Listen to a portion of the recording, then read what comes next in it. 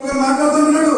ఎవడో ఇక్కడ రావాలంటే ఎవడు ఆకర్షించాలంట, ఎవరు పర్మిషన్ ఇవ్వాలి, ఎవరు పిలాలి? అదండి దేవుడు యేసుప్రభు గారు నన్ను పంపినటువంటి పరలోకపు తండ్రి ఒకరిని ఆకర్షిస్తే కానీ వాడు నా వద్దకు రాలేడు. వాడు ఎంత వద్దాం అనుకున్నా, ఎంత రావాలనుకున్నా, ఎంత ప్రయత్నం చేసినా వాడు రాలేడు. అంటే నిజంగా మనం అదృష్టవంతులేనా? డెఫినెట్ గా అదృష్టవంతులం. ఎంత భయంకరమైన పరిస్థితి అండి. మొన్నటి వరకు ఈ వైరస్ 14 రోజుల టైం ఉండేది. ఈ రోజుని గత 10 రోజుల నుంచి దీని టైం ఎంత తెలుసా? 3 రోజులు మాత్రమే. అంటే దానికి ఎంత బలం వచ్చింది? చాలా బలం వచ్చింది. ఒకప్పుడైతే 70 సంవత్సరాలు 60 సంవత్సరాల లోపు ఉన్నవారికి ఎటువంటి ప్రాబ్లం లేదని చెప్పారు. 60 సంవత్సరాల లోపు ఉన్నవారు ఏ జబ్బులు లేకపోతే ఏం ప్రాబ్లం లేదన్నారు. 60 సంవత్సరాలు పైబడిన వారికి మాత్రమే ఇది ప్రమాదం, జాగ్రత్తగా ఉండండి, మిమ్మల్ని మీరు కాపాడుకోండి అని చెప్పినటువంటి ఆరోగ్య సంస్థ, ఆ ఆరోగ్య సంస్థ ఈ రోజు ఏమంటుందంటే, అబ్బా ప్రజలారా, వయసుతో నిమిత్తం లేదు, వయసుతో నిమిత్తం లేదు, మీ బలముతో నిమిత్తం లేదు, సైడ్ ఎఫెక్ట్స్ తో అసలు నిమిత్తం లేదు. వైరస్ వచ్చింది అంటే ఎలా విజృంభిస్తుందో తెలియదు. 3 రోజులకి క్లోజ్.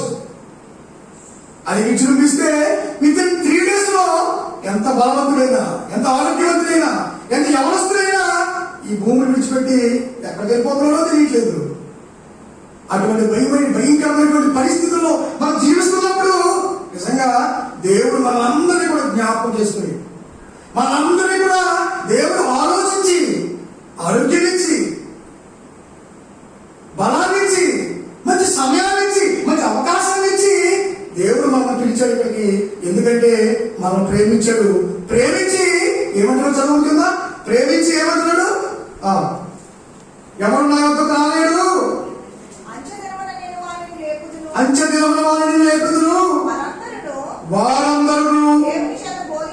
అది ఎందుకంటే వారందరూ దేవుని చేత బోధింపబడుదురు, వారందరూ దేవుని చేత బోధింపబడుదురు అని ప్రవక్త లేఖనంలో రాయబడినది. కనుక తండ్రి వలన విని నేర్చుకున్న ప్రతి వాడును నా యొద్దకు వచ్చును. అది తండ్రి వల్ల బోధింపబడినటువంటి మాటలు విని నేర్చుకోవడానికి మనం ఎక్కడికి వచ్చాము? తండ్రి యొద్దకు వచ్చాము. లోకంలో నేర్చుకునే పాఠాలు లోకంలో ఆ కొద్ది కాలం బ్రతకడానికి ఉపయోగపడతాయి.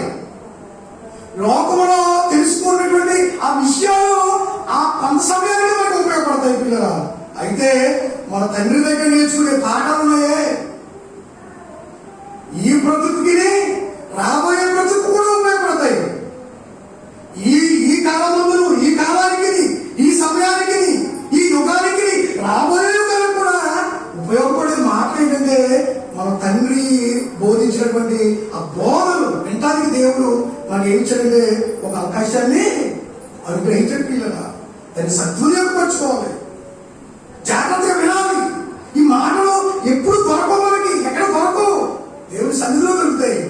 ఏమంటే లోక సంబంధమైనటువంటి బ్రతుకు కోసం అందరూ చెప్తారు, ఇలా బ్రతికితే ఇలా సుఖంగా బ్రతుకుతావు, ఇలా జీవిస్తే ఈ ఇంత ధనం సంపాదిస్తావు అందరూ చెప్తారు. కానీ పిల్లల ఒక సమయంలో నీవు ఈ లోకాన్ని విడిచిపెట్టిన తర్వాత ఆ యుగాలు జీవించే ఆ లోకం కొరకు, ఆ భవిష్యత్తు కొరకు ఎవరు చెప్తారంటే దేవుడు మాత్రమే చెప్తాడు. దేవుడి గ్రంథం మాత్రం మనకి వివరిస్తుంది. పిల్లల అటువంటి మాటలు వినటానికి దేవుడు మనకి ఏమి ఇచ్చాడు? ఈ రోజుని ఏమి ఇచ్చాడండి? మంచి సమయం ఇచ్చాడు, మంచి ఆరోగ్యం ఇచ్చాడు. ఈ సమయాన్ని దుర్వినియోగపరచుకోకూడదు, ఈ సమయాన్ని వ్యక్తపరచుకోకూడదు. కాబట్టి దేవుడి యొక్క ఉద్దేశం ఏంటి తెలుసా? అందరూ కూడా, అందరికీ ఏం తెలియాలంట? సత్యం తెలియాలి. బాగా అన్నమాట. దేవుడి ఉద్దేశం ఏంటంటే, పరలోకంలో ఉన్నటువంటి తండ్రి ఆలోచన, అభిష్టం ఏంటంటే, ఈ భూమి మీద జీవిస్తున్నటువంటి ప్రతి వ్యక్తికి కూడా తెలియవలసింది ఏంటంటే దేవుని యొక్క సత్యం, దేవుని యొక్క విషయాలు. ఈ లోకం విడిచిపెట్టిన తర్వాత మరలా మనం ఎక్కడికి వెళ్ళిపోతామో, ఏమైపోతామో, నెక్స్ట్ మనం బ్రతికేంటో ప్రతి వ్యక్తికి కూడా తెలియాలి అనే దేవుని యొక్క సంకల్పం, దేవుని యొక్క ఉద్దేశం. నీవు అన్ని తెలుసుకున్న తర్వాత ఇష్టం నువ్వు బాగుపడితే బాగుపడు, పాడైపోతే పాడైపో. దేవుడు పట్టించుకోడు పిల్లలు, దేవుడు పట్టించుకోడు. ఏమన్నాడంటే మీరు సర్వలోకంలోకి వెళ్ళి సర్వ సృష్టికి సువార్తను ప్రకటించండి. అమ్మా శిష్యుడు చెప్తున్నాడు యేసు ప్రభు, మీరు సర్వలోకానికి వెళ్ళి సర్వ సృష్టికి ఏం చెప్పాలి? సత్యం చెప్పండి, సత్యం చెప్పండి. వారు నమ్మితే ఏమవుతారు? రక్షింపబడతారు. వారు నమ్మితే ఏం చేస్తారు? రక్షింపబడతారు. వారి బ్రతుకులు బాగుంటాయి. నమ్మలేదనుకోండి ఏమైపోతారు? నమ్మని వారికి ఏంటంటే శిక్ష, నరకం. కాబట్టి ఎవరికి చెప్పాడు ఆ యొక్క ఆ ఛాన్స్, ఆ యొక్క ఛాన్స్ ఎవరికి ఇచ్చాడంటే మనకి ఇచ్చాడు. కానీ నీకు తెలియవలసింది ఏంటంటే ముందు ఏం తెలియాలి? సత్యం తెలియాలి, సత్యం తెలియాలి. దేవుని యొక్క ఉద్దేశం అది, దేవుని ఆలోచన అది. కాబట్టి యేసు ప్రభు ఎందుకు ఆలస్యం చేస్తున్నాడు? ఎందుకు ఆలస్యం చేస్తున్నాడు? ఇప్పుడు వచ్చేసిగా ఎందుకు? చాలా మంది అన్నాడు ఆయన వాగ్దానం గురించి ఆయన ఆలస్యం చేయవాడు కాదు. చాలా మంది అపాసికులు ఆయన వస్తారు, ఎప్పుడు 2000 సంవత్సరాలు అయిపోయిందని వెళ్ళిపోయి ఇంకా రాడు అలాగే అంటాడు అనుకుంటాడు. కానీ పిల్లల ఆయన ఏం చేస్తాడు? ఆయన వాగ్దానం గురించి ఆలస్యం చేయవాడు కాడు, కాడు, కాడు. ఎందుకంటే నీకు తెలియాలి, నీకు తెలియకుండా నువ్వు చనిపోకూడదు. ఏదో ఇంకా సత్యం తెలియాలి నీకు. నువ్వు నమ్మితే నమ్ము, లేకపోతే లేదు. కానీ నువ్వు బ్రతికుండగా నీకేం తెలియాలంటే సత్యం అనేది తెలియాలి. నమ్మితే నువ్వు పరలోకం వెళ్తావు, నమ్మకపోతే నరకానికి వెళ్తావు. నీ ఇష్టం, నీ ఇష్టం. అంటే ఈ విషయం నీకు గురించి చెప్పాలి. ఐగుప్తు దేశంలో ఇశ్రాయేలు ప్రజలందరూ కూడా బానిసత్వంలో మగ్గిపోతున్నారు. అక్కడ బానిసత్వంలో అక్కడికే ఎన్నో 430 సంవత్సరాల నుంచి వాళ్ళు ఏమైపోతున్నారు? ఆ బానిసత్వంలో భయంకరమైనటువంటి బాధలు వేస్తున్నారు అక్కడ. అయితే దేవుడు ఎప్పుడో వాగ్దానం చేశాడు. ఏమనంటే కొంతకాలము నా ప్రజలు ఐగుప్తు దేశంలో బానిసత్వంలో ఉంటారు, తర్వాత మనం నేను వస్తాను, వాళ్ళని తీసుకెళ్తాను అని వాగ్దానం చేసిన దేవుడు వాళ్ళ యొక్క ఆ బాధలు, ఆ కష్టాలు విని ఆయన జ్ఞాపకం చూసి మరలా వచ్చాడు. వచ్చి వాళ్ళందరినీ కూడా ఎంతమంది ఉన్నారు? ఎంతమంది ఉన్నారు? బైబిల్లో చెప్పిందంటే ఆయన 6 లక్షల మంది ఎవరు? ఒక్కసారి 12 వచ్చాయి. నిర్గమాకాండం 12 అధ్యాయం, నిర్గమాకాండం 12 అధ్యాయం 37వ వచనం చదువుతాం. అందరూ తీయాలి. కానీ బైబిల్లో చెప్పింది 6 లక్షల మంది కాదు, 6 లక్షల మంది అన్నాడు. కానీ ఎంతమంది అంటే పండిత చెప్పింది 40 లక్షల మంది అంట. 40 లక్షల మంది. 12వ అధ్యాయం 37వ వచనం. అప్పుడు ఇశ్రాయేలీయులు రామసేను నుండి సుక్కోతులకు ప్రయాణమైపోయి వారు పిల్లలు కాక కార్పలను 6 లక్షల వీరులు. పిల్లలు కాక కార్పలను 6 లక్షల వీరులు. వీరులు యుద్ధం చేసేవారు. మరి 6 లక్షల వీరులు యుద్ధం చేసేవారు. కానీ వాళ్ళందరూ ఏది 6 లక్షలు వాళ్ళు ఎవరంటే యుద్ధ నైపుణ్యులు, బలవంతులు, యమనస్తులు. కానీ మిగిలిన స్త్రీలేని, వృద్ధులేని, స్త్రీలేని, వృద్ధులేని, జబ్బులవలేని, ఆ తర్వాత కింద అనేకులైన అన్యజనుల సమూహమును ఈతో బయలుదేరాడ. ఎవరితోటి? ఈతోటి. అనేకులైన అన్యజనుల సమూహము. ఎంతమంది? ఇప్పుడు అనేకులైన అన్యజనుల సమూహము, స్త్రీలు, వృద్ధులు, జబ్బుళ్ళు, అందరూ కలిపి వీరిని ఎంతమంది అంట? 6 లక్షల మంది. అంటే వీళ్ళు చెప్పింది ఏంటంటే 40 లక్షల మంది అక్కడి నుంచి బయటకు వచ్చారు. ఎక్కడి నుంచి? ఐగుప్తు దేశం నుంచి. దేవుని ఉద్దేశం ఏంటంటే ఈ 40 లక్షల మంది కూడా ఎక్కడికి వెళ్ళాలి? కానాను దేశం వెళ్ళాలి. దేవుని యొక్క ఆలోచన ఏంటంటే ఆ ఐగుప్తు దేశంలో మగ్గిపోతున్నటువంటి ఆ ఐగుప్తులు అందరినీ కూడా దేవుడు కానాను దేశాన్ని నడిపించడానికి ప్రయాణాన్ని స్టార్ట్ చేశాడు. అయితే పిల్లల ఎంతమంది వెళ్ళారండి? ఎంతమంది వెళ్ళారు? ఎక్కువ మంది అంట. ఒక్కసారి పట్టింది 10వ అధ్యాయం కొరింథీయులకు రాసిన మొదటి పత్రిక 10వ అధ్యాయము 5వ వచనం చదువుతాం ఒకసారి. మంచి మాట. ఎంతమంది వెళ్ళారు చూద్దాం. ఎక్కడికి? కొరింథీయులకు రాసిన మొదటి పత్రిక 5వ అధ్యాయము 10వ అధ్యాయం 5వ వచనం. అయితే వారిలో ఎక్కువ మంది దేవునికి ఇష్టలుగా ఉండకపోతే సంహరించబడి. అబ్బా, ఎంతమంది ప్రయాణం చేశారు? 40 లక్షల మంది స్టార్ట్ అయినటువంటి ఆ ప్రయాణంలో ఎక్కువ మంది అరణ్యంలో ఏమైపోయారంట? సంహరించి కూలిపోయారు, చచ్చిపోయారు. దేవుడు చంపేశాడు వాళ్ళని. ఎక్కువ మంది చంపేశాడు. ఎందుకు చంపేశాడు? వాళ్ళ యొక్క ప్రవర్తన బాగోలేదు. ప్రయాణంలో దేవుడు వారికి ఎన్నో అద్భుతాలు చేశాడు. అక్కడ చేసి ప్రయాణాన్ని జాగ్రత్తగా నడిపించడం మొదలు పెట్టేటువంటి దేవుడు మధ్యలో ఏం చేశాడంట? ఎక్కువ మంది అంట దేవునికి ఏమయ్యారు? అయిష్టులుగా. దేవునికి ఇష్టం లేదండు. దేవునికి ఎందుకు ఇష్టం ఉన్నాం మనం? దేవునికి ఎందుకు ఇష్టం లేదండు? అయి చూడండి, దేవునికి ఎందుకు ఇష్టం లేదంటే అందరూ ఆత్మ సంబంధమైన ఒకే ఆహారం భుజించేది, అందరూ ఆత్మ సంబంధమైన ఒకే కార్యములు పాలన చేసి ఏళ్ళ తమ్ముడు వెంబడించిన ఆత్మ సంబంధమైనది బండలో త్రాగి ఆ బండ క్రీస్తే. తర్వాత అయితే వారిలో ఎక్కువ మంది దేవునికి ఇష్టలుగా ఉండకపోయే కనుక అరణ్యంలో సంహరింపబడి వారు ఆశించిన ప్రకారము మనము చెడ్డ వాటిని ఆశింపకుండానట్లు ఈ సంగతులు మనకి దృష్టాంతములుగా ఉన్నాయి. మర్చిపోకండి, జాగ్రత్త. ఈ చదువుతున్నప్పుడు దేవుడు ముందు 5వ వచనం ఎందుకు చెప్పాడండి? పిల్లరా, సంఘస్థులారా, క్రైస్తవులారా, ముందు అలా జరిగింది. మీకు అందరికీ రక్షించాను నేను. మేము అందరినీ కూడా పరలోకం తీసుకెళ్దాం అనుకున్నాను. యేసుక్రీస్తు లోకాన్ని పంపించాను. ఆయన భయంకరమైనటువంటి మీ కొరకు శ్రమలు అనిపించాడు. ఆయన చేసిన తప్పు కాదు, ఆయన చేసిన పొరపాటును బట్టి ఆయన శ్రమలు అనిపించలేదు. కేవలము మిమ్మల్ని నడిపించడానికి, మిమ్మల్ని పరలోకం తీసుకెళ్ళడానికి ఆయన బలైపోయాడు. అక్కడ బలైపోయాడు. రక్తాన్ని మీకు ఇచ్చాడు.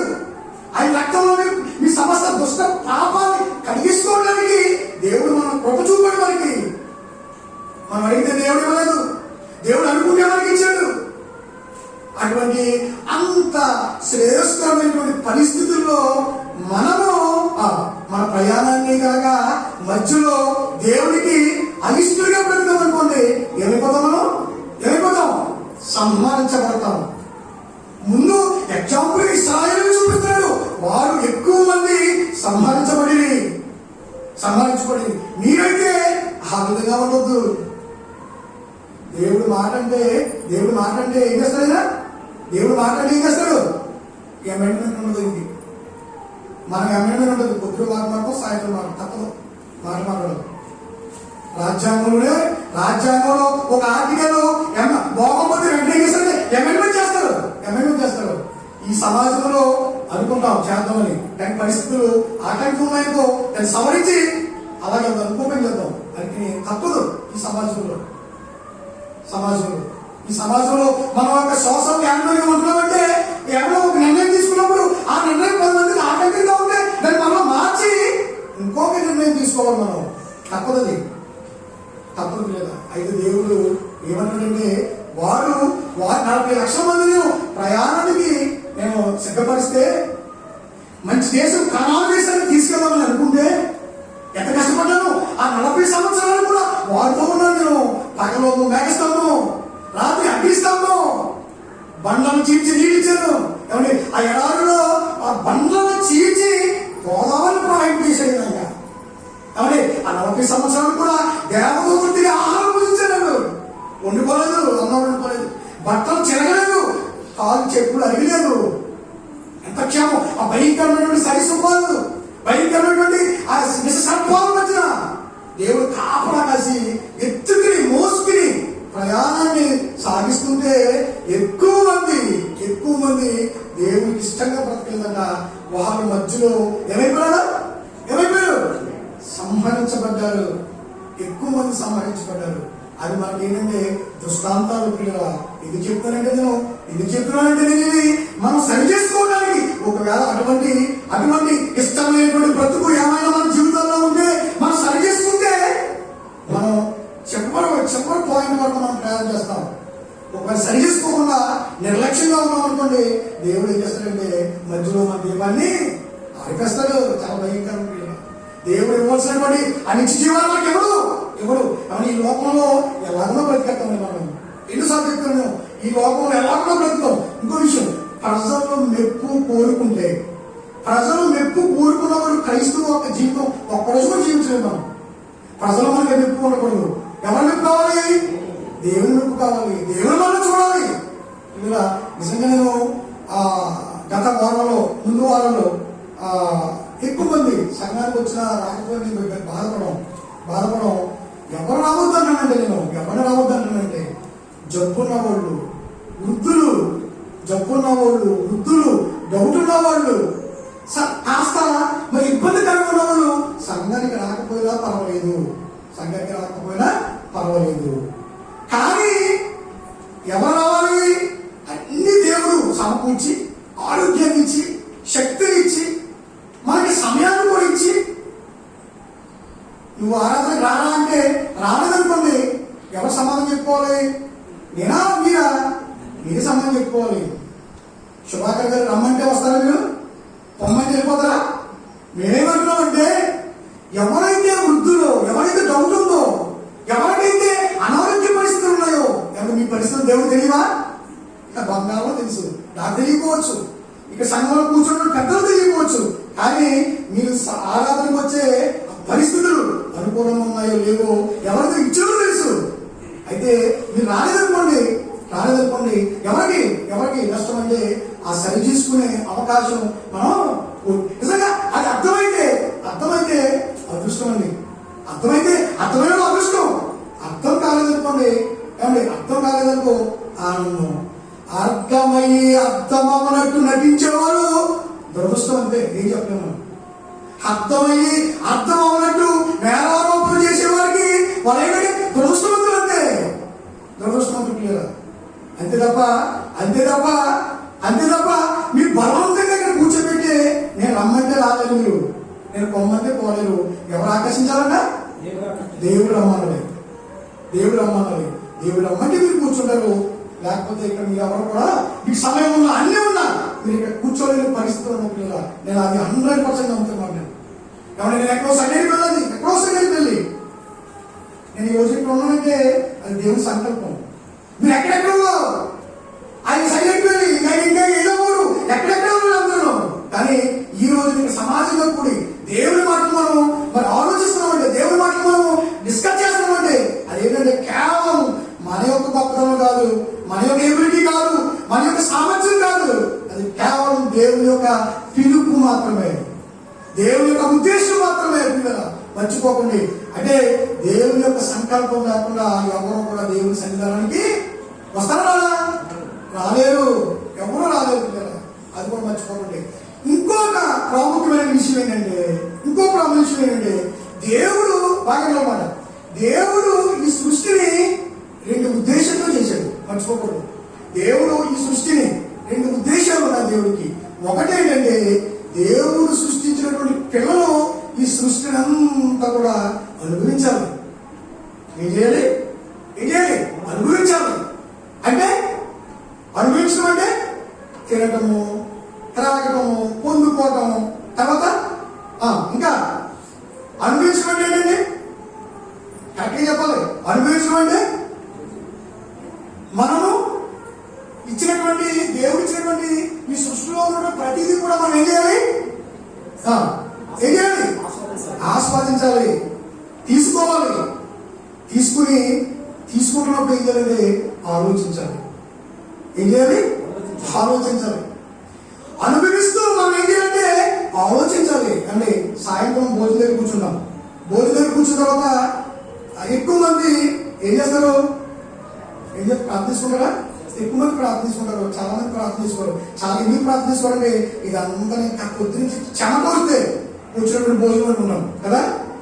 ఇదంతా చెమట వచ్చి పొద్దునంతా కూలి పనికి వెళ్ళి మూలలో వస్తే సంపాదించిన డబ్బుతోటి మరి ఆవిడ ఉండి పెట్టింది అనుకున్నాం. అంతేనా? అనుకున్నాం. కానీ ఈ భోజనం చేసేటప్పుడు నిజంగా తినడానికి ప్రాణం ఉండాలిగా. ప్రాణం ఉండాలి. ఆ భోజనం గారు కూర్చుని ప్రార్థన చేయమని ఏమో చేయాలి? తండ్రి, నీవు ఇచ్చినటువంటి అర్హత, నీ కష్టం, వాన పడకపోతే భోజనం ఉంటుందా? వర్షాలు పడకపోతే నువ్వు ఎంత కష్టపడినా, ఎన్ని ట్రాక్టర్లు ఉన్నా నీకు భోజనం ఉంటుందా? లేదా నీరు పుష్కరమైన నీరు వచ్చిన భోజనం ఉండదు. వర్షం పడాలి. అప్పుడు మనం ఏం ప్రార్థన చేయాలి? తండ్రి, నీ కష్టం తింటున్నా నేను,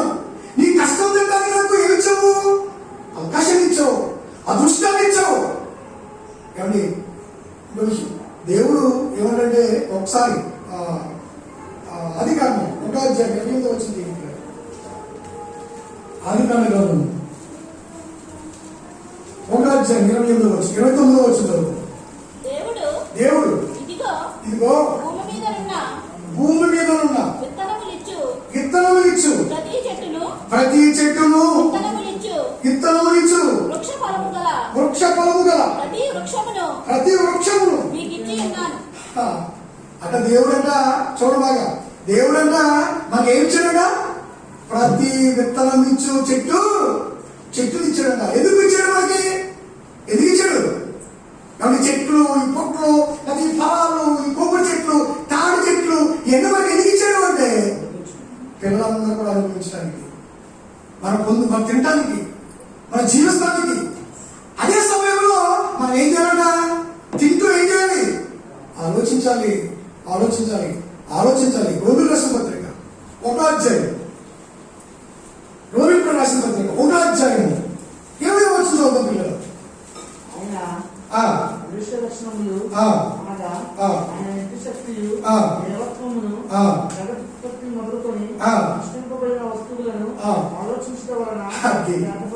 సృష్టింపబడినటువంటి వస్తువులను ఏం చేయాలంట? ఆలోచించడం వల్ల మనకి ఏం తెలుస్తుంది అంటే ఆ సృష్టింపబడినటువంటి వస్తువులు వెనకాల ఎవరున్నారో తెలుస్తుంది. కానీ మన పిల్లలు శుభ్రంగా తింటూ బట్టలేసుకుంటూ ఎంజాయ్ చేస్తూ మంచి మంది బట్టలు, మంచి మంది సెల్స్, మంచి మంది భోజనం, మంచి మంది లగ్జరీ ఇల్లులు అనుభవిస్తూ ఆలోచించాలి అనుకోండి. ఒకరోజు ఏమైపోతుంది? చీకటి అయిపోతుంది. అన్నీ ఉన్నప్పుడే ఏం ఆలోచించాలి? మన నాన్నకి ఆరోగ్యంగా ఉన్నప్పుడే పిల్లలు ఆలోచించాలి. అంతే కదా? ఆ తండ్రి ఆరోగ్యంగా ఉండి ఉద్యోగం చేస్తున్నప్పుడు, కష్టపడుతున్నప్పుడు ఏ పిల్లడైతే ఆలోచిస్తాడో బాగా తండ్రి ఆరోగ్యంగా ఉండి కష్టపడుతున్నప్పుడు ఏ పిల్లడైతే ఆలోచిస్తాడో ఏం ఆలోచించాలి? Thank father, thank mummy. తింటూ ఎవరిని జ్ఞాపకం చేసుకోవాలి? తల్లిదండ్రులు జ్ఞాపకం చేసుకోవాలి. మర్చిపోకండి. మీరు ఊరికే అఫ్కోర్స్ తల్లిదండ్రుల బాధ్యత. దేవుడు కూడా ఏం చెప్పాడంటే మీరు అనుభవించండి, మీకు ఇచ్చండి అని. కానీ మీరు ఏం చేయాలి? ఆలోచించండి అన్నడా? ఆలోచించుకుంటే ఏమన్నా? ఆలోచించండి. ఇవన్నీ ఎవరిస్తున్నారు నీకు? ఎలాగ వస్తున్నాయి? ఎవరు ఇచ్చారు? ఎందుకు ఇచ్చారు? నువ్వు తినడానికి కారణం ఏంటి అనేది ఆలోచించుకొని తినేసామనుకో దేవుడు ఊరుకున్నాడా? అసలు ఊరుకోడు. లెక్క అడుగుతాడు. పిల్లలు కూడా తల్లిదండ్రులు ఎలా నీకు 20 సంవత్సరాల వరకు నేను కష్టపడి చదివించాను, ఏది రిజల్ట్ ఏది అడుగుతున్నాడు కదా. మంచి తండ్రితో అడుగుతాడు. అడక్క ముందే మనం లెక్క చెప్పడానికి సిద్ధంగా ఉండాలి. మర్చిపోకూడదు. తండ్రి అడక్క ముందే మనం ఎలా ఉండాలి? లెక్క చెప్పడానికి ప్రతిరోజు లెక్క రాసుకోవాలి. పిల్లల లెక్క రాసుకోవాలి. ఏమండి, ఇశ్రాయేలు లెక్క రాసుకోలేదు, తినేశారు. మామూలుగా తినలేదు. ఎలా తిన్నారంటే ఆహారం ఎంత రుచికరమైందో. మన్నా దేవదూతలు తినే ఆహారం అది. ఎంత మంచి అన్నమో. అన్నాన్ని తిన్నారు. అస్సలు పట్టించుకోలేదు. చివరికి ఏమన్నారంటే మమ్మల్ని పోషిస్తున్నటువంటి దేవుడు దూడా. ఏమన్నారు? మమ్మల్ని ఐగుప్తు దేశం నుంచి బయటకు తీసుకొచ్చినటువంటి ఆ దేవుడి పేరు ఏంటంట? దూడ అన్నారు. దూడ అన్నారా? అన్నారు. నిర్గమాకాండము 32వ అధ్యాయము. నిర్గమాకాండం 32వ అధ్యాయము. మీకు తెలిసంతాను. 32వ అధ్యాయము 7వ వచనం చదువుతుంది కదా. 32వ అధ్యాయం 7వ వచనం. కాగా యెహోవా మోషేతో ఇట్లనెను, నీవు దిగి వెళ్ళిపో, ఐగుప్తు దేశం నుండి నీవు రప్పించిన నీ ప్రజలు చెడిపోయారు. అదిగోండి, ఎక్కడ మధ్యలో ఇది ప్రయాణం చివరిలో కాదు. మాటలు చాలా దగ్గరలో ఇంకా కోడి ప్రయాణం ఉంది. చాలా ప్రయాణం ఉంది ఇంకా. ఆ ప్రయాణానికి ముందే మోషేతో దేవుడు అంటున్నాడు, మోషే నీవు సీనాయి కొండ ఎక్కావు, నువ్వు కాస్త లేట్ చేసావు, అప్పుడే నీ ప్రజలు ఏమైపోయారంటే చెడిపోయారు. ఆనందం లేకపోతే దేవుని యొక్క సన్నిధి కంటిన్యూస్ గా లేకపోతే ప్రజలు ఏమైపోతారు? చెడిపోతారు. ఎందుకంటే స్థిరమైన మనసు కాదు, విశ్వాసంలో బేస్ లేదు, భక్తిలో బలం లేదు, నీ నమ్మకంలో ఆ స్థిరమైనటువంటి భయం లేదు, అన్వేషణ లేదు, స్థిరత్వం లేదు.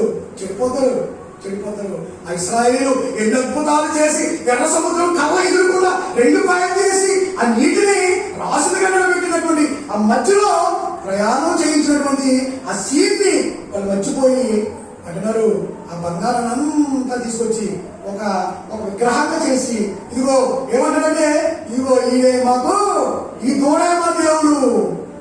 అబ్బా అప్పుడు అంటాడు దేవుడు అంటాడు ఏమంటాడంటే, ఇశ్రాయేలు అందరూ కూడా ఏమైపోయారు? చెడిపోయారు. ఎందుకు చెడిపోయారు?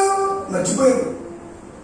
ఆలోచించారు కదా సార్, ఎలా బయటకు వచ్చామా, ఎటువంటి పరిస్థితుల్లో బయటకు వచ్చాము అనే ఆలోచన వారికి లేదు.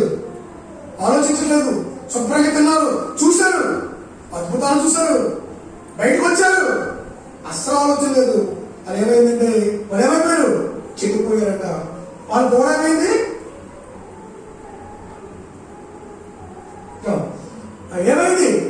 వాళ్ళ దూడ ఏమైపోయాడంట? దేవుడు అయిపోయాడంట. ఆ దేవుని మధ్యలో పెట్టి వాళ్ళు ఏం చేస్తారంటే అలా చేస్తారు. ఏం చేస్తారు?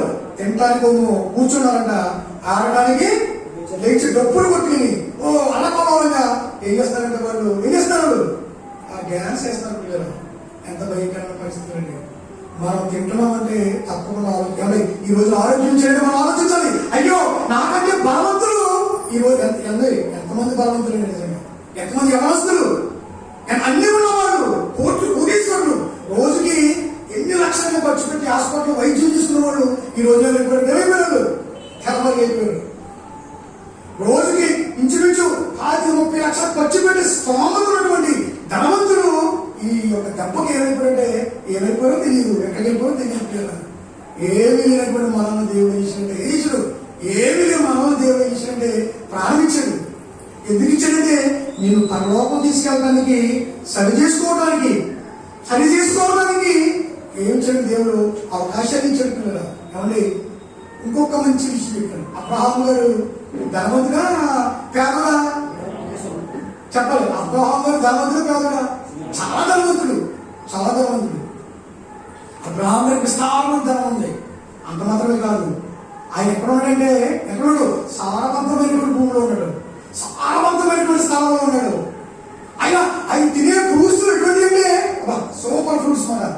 ఆ ఈతకెళ్ళాలంటే ఎంతమంది మూసుకోరు? అక్కడ ఈతకెళ్ళి ఎంతమంది మూసుకోరు? 4 మనుషులు మోస్తారు కానీ ఆ గెలలు మూసుకోరు కదట. ఎందుకంటే ఏమండి అట్టి మొక్కలు ఉన్నాయి, ఆ కాల పక్కన వేసి ఇంత కాయ కాస్తుంది, ఇంత లోపకాయ కాస్తుంది. వీళ్ళు మనం బీరపాలు అంటారు, ఎవరో రాంపాలు లేరు, ఇంత పొడుగు కాయ ఉన్నాయి. అక్కడ ఎందుకున్నాయి? ఇక్కడ పెట్టాను బీరపాలు, గోలు పెట్టాను, ఒక్క కూర మొదలేదు. తర్వాత అనుకున్నాను ఆ ప్యాకెట్లో ఆయన ఇచ్చుంటే ఇంకా గోలు కాయ అనుకున్నాను. ఎన్ని పాలు పెట్టాను, ఒక్క పాలు మొదలేదు. కారణం ఏంటి? అది సారవంతమైనటువంటి భూము, మంచి మట్టి ఉన్నటువంటి స్థలం. అలా రెక్కలు వచ్చి మంచి కాయ కాసి, ఇది నిస్సారమైనటువంటి స్థలం, ఒక్క పాలు కూడా మొదలుపెట్టారు. అయితే అబ్రహాం గారు సారవంతమైన భూమిలో ఉండి అనుభవిస్తూ ఆయన మర్చిపోలేదు. ఒక్కసారి ఎబ్రీ రాసిన పత్రిక 10వ అధ్యాయం, 11వ అధ్యాయం 10వ వచనం. సారీ, ఎబ్రీ రాసిన పత్రిక 11వ అధ్యాయం 10వ వచనం. అందరూ తీయండి. ఏలయనగా దేవుడు దేనికి శిల్పియు నిర్మాణకుడై ఉన్నాడు, పునాదులు గల ఆ పట్టణము కొరకు అబ్రహాము ఎదురు చూచుచుండెను. అబ్రహాము ఏం చేస్తున్నాడు? ఎదురు చూస్తున్నాడు. ఎక్కడ ఉన్నాడు అబ్రహాము? మంచి స్థలంలో ఉన్నాడు. ఆయన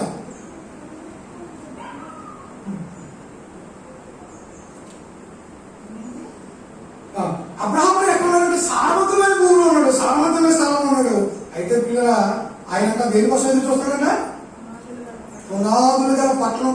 అంటే అబ్రహాము గారు తింటూ అనుభవిస్తూ దేని వైపు చూస్తున్నాడైనా? బాగా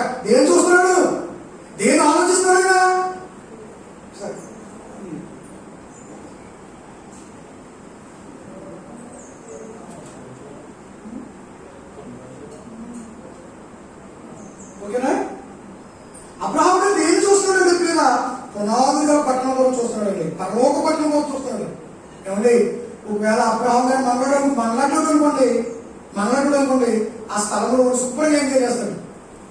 అంతేనా? ఎంజాయ్ చేస్తాడు. ఓ మంచి ఫ్రూట్, మంచి ఫలాలు, మంచి ఆహారం, మంచి పానీయాలు అలా ఎంజాయ్ చేస్తాడు. అయితే ఆయన ఏంటంటే ఆయన విశ్వాసపాత్రుడు, నమ్మకస్తుడు, దేవుడు రుణాన్ని తీర్చుకునే స్వభావం ఉన్నటువంటి వ్యక్తి. ఆయన తింటూ ఉంటూ అనుభవిస్తూ ఆ దేవుడికి ఆలోచిస్తున్నాడు. ఆయన పునాదులు కదా ఆ పట్టణం వరకు ఆలోచిస్తున్నాడు. నిజంగా నేను ఒకసారి అన్ని ఉన్నవాడికి అన్ని ఉంటే గుడి అవసరం లేదు మాట. అన్ని ఉంటే ఏమవసరం లేదు, గుడి అవసరం లేదు. ఎప్పుడు వస్తాను గుడి దగ్గరికి? అందరూ ఎప్పుడు వస్తాను గుడి దగ్గరికి అంటే ఏదన్నా ఇబ్బంది. అందరూ కాదు సుమా, అందరు కాదు, ఎక్కువ మంది. బైబిల్లో అందరూ కాదు, దేవుడికి అయిష్టులు అందరూ కాదు, ఎక్కువ మంది.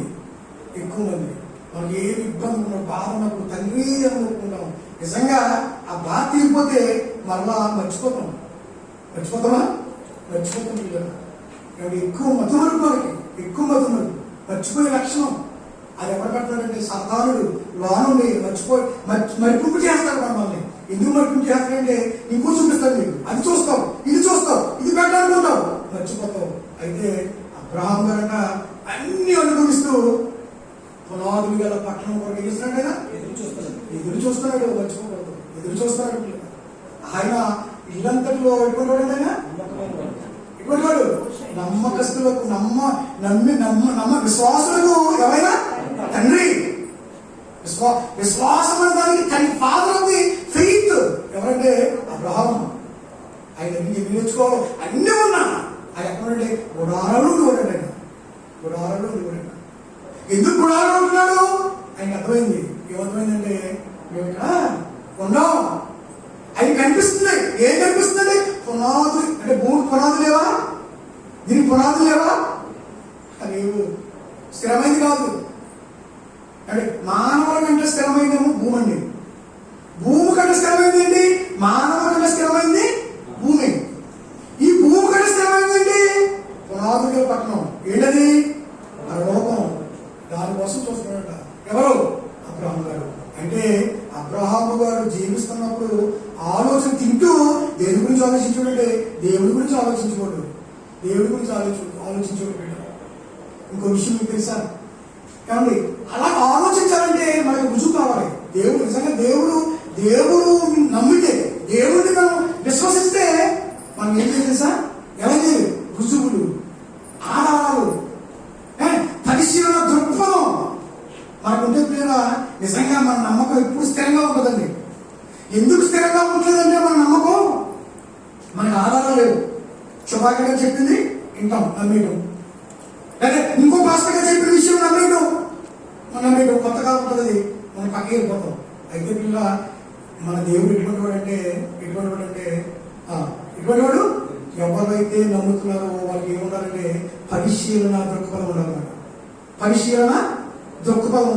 పరిశీలించాలి దేవుని. ఇంకో విషయం, ఎలా పరిశీలించాలంటే ఎలాగైనా ఏ స్టైల్లో అంటే ఏ శైలిలో మనం నమ్మితే దేవుడు మనల్ని ఇష్టపడతాడు. బాగా నమ్మి మన నమ్మకం ఎప్పుడు ఎలా ఉండాలంటే మనం ఏ స్టైల్లో నమ్మితే దేవుడు ఇష్టపడతాడు. లేకపోతే మనం ఏ కోణంలో ఎలాగ నమ్మితే, ఎలాగ దేవుడిని విశ్వసిస్తే దేవుడు ఇష్టపడతాడో ముందు దాన్ని పరిశీలించాలి. అప్పుడు దేవుడికి మన నమ్మకం ఎలా కనిపిస్తుంది? మనంటే ఎలా ఉంటుంది? చాలా ఇష్టంగా ఉంటాం. మన దేవుడికి చాలా ఇష్టంగా ఉంటాం. కానీ మనం అలా నమ్ముతాం దేవుడిని? చెప్పండి, అలా నమ్ముతామా? ఎవరు ఏం చెప్తే అది నమ్ముతాం. కానీ దేవుడు అలాగా ఇష్టపడలేదు. ఒక్కసారి ఇర్మియా గ్రంథం 9వ అధ్యాయం 24వ వచ్చి చదువు పిల్లలు చూడండి. అందరూ తీయండి. 9వ అధ్యాయం ఇర్మియా గ్రంథం 9వ అధ్యాయం 24వ వచ్చిన అతిశయించేవాడు దేని బట్టి అతిశయింపవలనగా భూమి మీద కృప చూపుచు నీతి న్యాయములు జరిగించుచున్న యెహోవా నన్ను పరిశీలనగా తెలుసుకుని బట్టియే అతడు అతిశయింపవలను, అట్టి వాటిలో నేను ఆనందించవాడనైనానని యెహోవా సెలవిచ్చున్నాడు. యెహోవా ఎలా ఆనందిస్తాడంట? మీరు పరిశీలనగా తెలుసుకోవాలి. ఏం తెలుసుకోవాలి? పరిశీలనగా ఏం తెలుసుకోవాలి?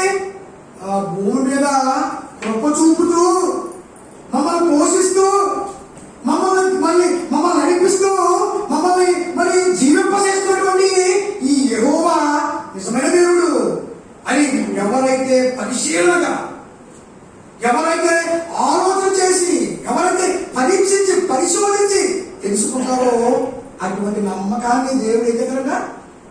ఆనందిస్తాడు. అటువంటి నమ్మకస్తుల్ని దేవుడు ఆనందిస్తాడు. ఆ నమ్మకం ఏమంటే దెయ్యాలు కూడా నమ్మినాయి అంట. దెయ్యాలు కూడా నమ్మినాయి అంట. దెయ్యాలు కూడా అంటే నమ్మకం అనేది 2 రకాలు ఉంటుంది అన్నమాట. భయపడే నమ్మకం, భయపడతాం, నమ్ముతాం. కొంతమంది భయపడి నమ్ముతారు. కొంతమంది ఏం చేస్తారంటే, ఎలా నమ్ముతారంటే తెలుసుకుని, అమ్మో అక్కడికైతే నిప్పు ఉంటుంది, అంతే కదా, అగ్గంటే పిల్లలకి అగ్గి భయం. ఆడగంట ఒకసారి దాన్ని చేయలేదు అనుకోండి, జీవితంలో ఎప్పుడైనా మట్టగలుగుతారా అసలు?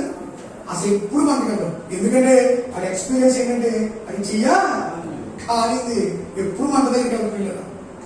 దేవుడు మనం తెలుసుకోవాలంటే పరిశీలనగా తెలుసుకోవాలంట. అటువంటి పరిశీలనగా తెలుసుకున్నటువంటి వ్యక్తులు ఏమవుతారంటే ఎప్పుడు కూడా దేవుణ్ణి విడిచిపెట్టరు. అసలు దేవుడి సన్నిధంటే దూరం అయిపోరాడు. దేవుడి సన్నిధంటే ఎప్పుడు వెళ్దామా దేవుడు ఎప్పుడు ఆనందిస్తామా అని ఆరాటంతో ఉంటారు. అటువంటి నమ్మకాన్ని దేవుడు ఏం చేస్తాడు? ఆనందిస్తాడు. ఇష్టం అటువంటి నమ్మకం, అటువంటి విశ్వాసం దేవుడికి ఇష్టం. ఎన్ని కూడా ఏం చేయాలి? మనం చాటించాలి, చెప్పాలి, తెలుసుకోవాలి దేవుని ఉద్దేశం అది.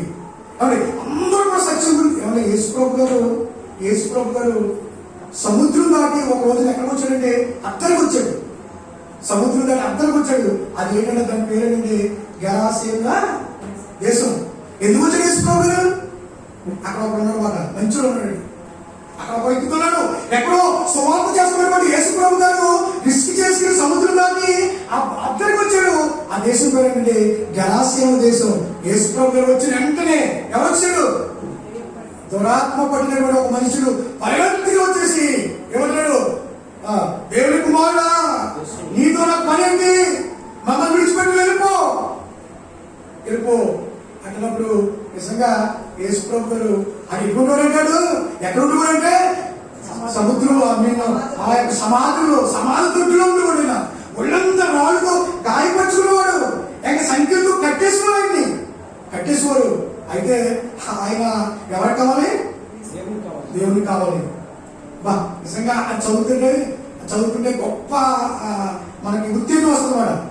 ఏంటి ఆ యొక్క మరి సమాధుల్లో, ఆ యొక్క శ్మశానంలో సంచరించే ఈ వ్యక్తిని ఎవరు చూస్తున్నాడంటే యేసుప్రభు చూస్తున్నాడు. ఆయన కావాలి.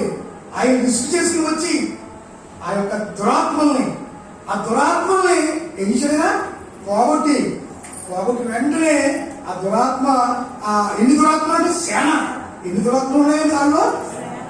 చాలా దురాత్మలు ఉన్నాయి. వాటిని పోగొట్టి మరి అతను వచ్చి యేసుప్రభు దగ్గర వచ్చి అంటాడు, అయ్యా అది దురాత్మ పోనీ, ఇప్పుడు నేను స్వస్థత పొందాను, బాగుపడ్డాను, నీకు కూడా వస్తానంటే యేసుప్రభు ఏమన్నాడు? వద్దు, నీకు పని ఉంది, నువ్వేం చేయాలంటే వెళ్ళి ఏం చాటించాలి?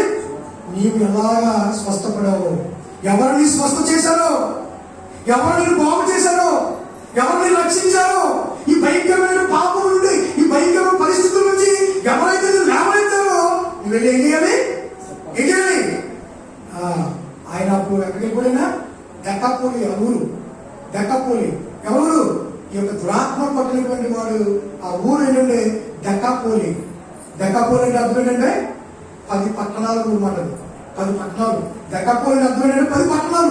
ఆ 10 పట్టణాలు ఉన్నటువంటి ఆ దెక్కాపోలి ప్రాంతానికి వెళ్ళిపోయి ఆయన ఏం చేస్తున్నాయినా ఒకసారి మార్కు సువార్త 5వ అధ్యాయం 5వ అధ్యాయం 20వ వచనం ఒకసారి తీర్పులో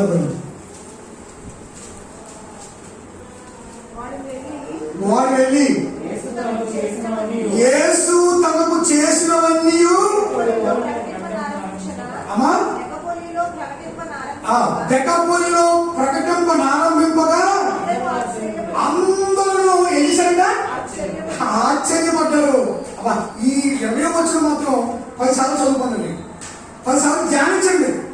ఈ దురాత్మలు, శానాన్ని దురాత్మలు పట్టినటువంటి ఈ యొక్క వ్యక్తి, ఈ మనుషుడు పడిన తర్వాత 10 పట్టణాలకు వెళ్ళి ఏం చేసినాగా పరకట్టింపారంభించాడు. నిజంగా ఎంత వండరండి, నిజంగా ఎంత అద్భుతం.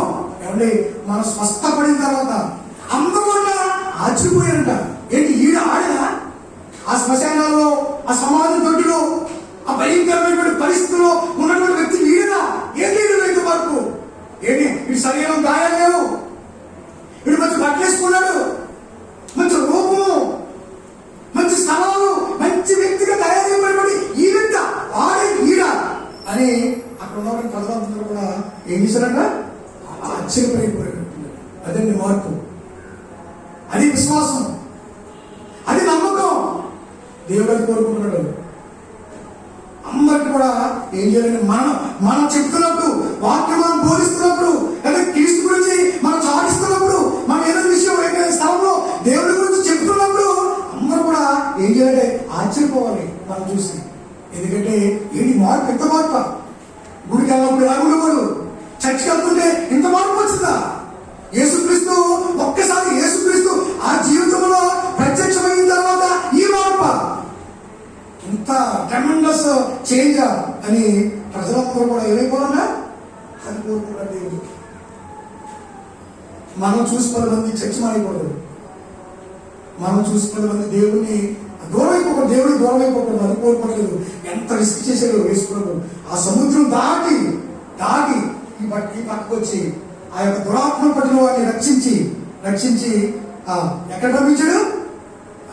ప్రకటన పంపించాడు. పిల్లల మహిమ, దేవుడికి మహిమ. ఆశ్చర్యపోయారు.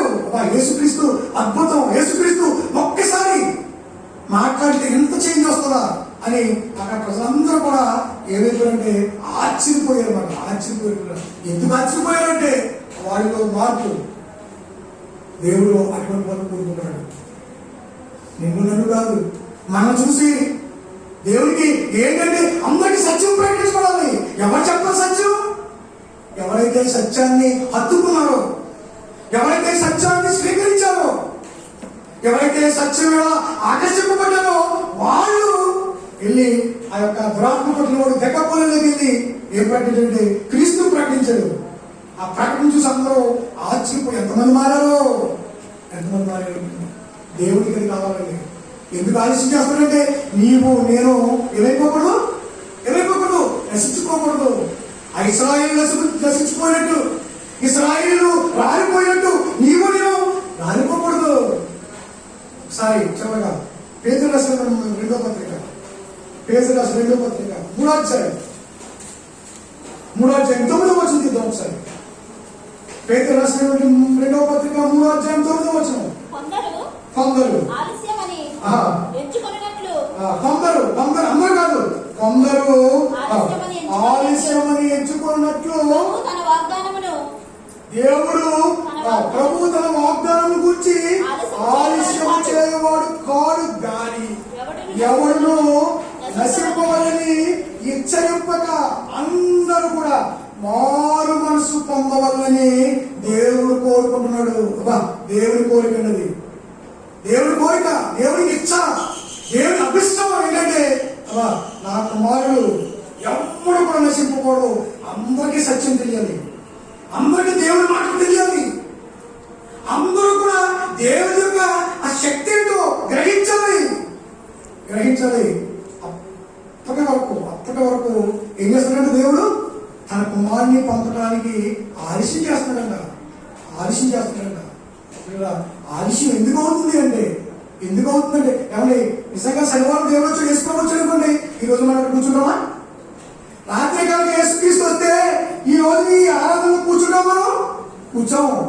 అప్పుడు కావాలా ఒక 10 తప్పులు ఉన్నాయనుకో, మనలో ఒక 10 తప్పులు ఉన్నాయనుకోండి, ఆ 10 తప్పులతో మనం నరకానికి వెళ్ళిపోతాం. నిజంగా శనివారం సాయంత్రం 11 గంటలకు యేసుప్రభు భూమికి వస్తే మనందరం కూడా నరకానికి వెళ్ళిపోయేవారు కదా. ఏమో తప్పులు ఉన్నాయేమో అలాగే ఆలస్యం చేసి మరలా ఇంకొక ఆరాధన దినాన్ని మనకి ఎందుకు ఇచ్చాడు? ఎందుకు ఇచ్చాడు? ఇంకా ఏమన్నా 1, 2 తప్పులు, ఏవో అవరోధాలు, ఆటంకాలు ఉంటాయి. వాటిని సరి చేసుకోవడానికి దేవుని యొక్క బోధ ద్వారా సరి చేసుకోవడానికి మనకి ఏం చేయడా, ఏం ఇచ్చాడు, ఒక అవకాశం ఇచ్చాడు. ఆయన వచ్చేంటాడు, ఆ యవనస్తుడు వచ్చేంటున్నాడు, వేసుకోవడానికి వచ్చాడు, బోధకుడా బోధకుడా నేను పర్ఫెక్ట్. ఆ యేసుప్రభు ఆ రోడ్డు మీద వెళ్ళిపోతుంటే ఒక యవనస్తుడు వచ్చి, ధనవంతుడైన యవనస్తుడు వచ్చి, ఆ బోధకుడా నేను పర్ఫెక్ట్. ఎందుకంటే ధర్మశాస్త్రాన్ని చిన్నప్పటి నుంచి ఏం చేస్తున్నాను, నేను ఆచరిస్తున్నాను. నాకు ధర్మశాస్త్రం అంతా తెలుసు, 10 ఆజ్ఞలు తెలుసు నాకు. అంత మాత్రమే కాదు, నేను ఎప్పుడు కూడా భక్తిగా ఉంటాను, ఎప్పుడు భక్తిగా ఉంటాను అంటే ఆయన యేసుప్రభు ఏమన్నాడు, శబాస్ అన్ని బాగున్నాయి కానీ జస్ట్ ఇంకొకటి లోపం ఉంది నేను.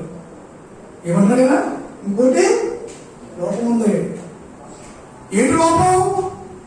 ఇది ఎంత ధర్మశాస్త్రాన్ని తూచా తప్పకుండా ఆచరిస్తున్నటువంటి ఆ భక్తుడికి యేసుప్రభు అన్నాడు, ఇంకా నీకుంటే లోపం ఉంది, సరి చేసుకో. ఏంటి లోపం? లోకం మీద ఆశ ఉంది నీకు, డబ్బు మీద వ్యామోహం ఉంది నీకు, ధనం మీద ఆకాంక్ష ఉంది నీకు అంటే ఆ యవనస్తుడు తెలుసుకుని, తప్పు తెలుసుకుని సరిదిద్దుకున్నాడా, వెళ్ళిపోయాడా? సరిదిద్దుకోలేదు, వెళ్ళిపోయాడు. మరలా యేసుప్రభు దగ్గరికి రాలేదు. ఎక్కడికి వెళ్ళిపోయాడు? ఎక్కడున్నాడు? బయటలో. యేసుప్రభు చెప్పినా సరే, యేసుక్రీస్తు ఆ యొక్క తప్పుని చూపించినా సరే అతను సరి చేసుకోవడానికి ప్రయత్నించలేదు, వెళ్ళిపోయాడు. దురదృష్టవంతుడు.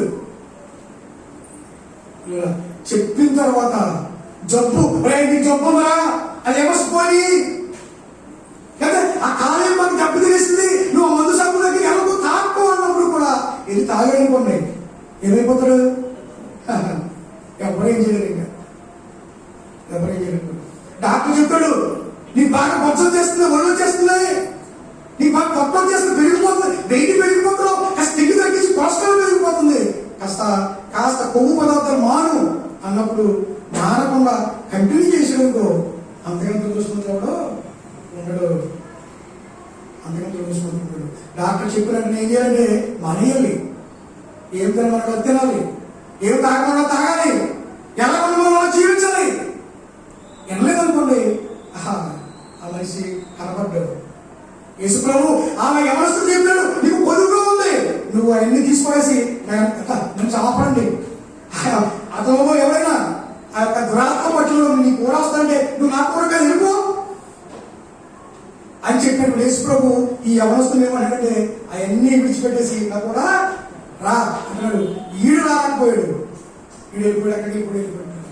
కనుక యేసుప్రభు దేవుని యొక్క ఉద్దేశం ఏంటంటే దేవుడి జీవితాన్ని, ప్రాణాన్ని మనకి ఎందుకు ఇచ్చాడంటే ఈ దినాన్ని, ఈ సన్నిధానంలో దేవుని యొక్క బిడ్డగా కూర్చొని దేవుని ఆరాధించడానికి ఆ భాగ్యం ఎందుకు ఇచ్చాడంటే మన యొక్క జీవితంలో ఏదైనా పరలోకం వెళ్ళడానికి ఏదైనా ఆటంకాలు ఉంటే, అవరోధాలు ఉంటే ఆ ఒక్కటే సరి చేసుకోవడానికి దేవుడి రోజుని ఆ వైరస్ మనకు సోకకుండా, ఆ జ్వరం మనకు రాకుండా, మన ఇంటికి ఈ సమయంలో 10 గంటలకు ఎవరిని పంపించకుండా దేవుడు అని సెట్ చేసి నేను తీసుకొచ్చి కూర్చోబెట్టాడు. మన చాలా ధన్యులు, మన ధన్యులు.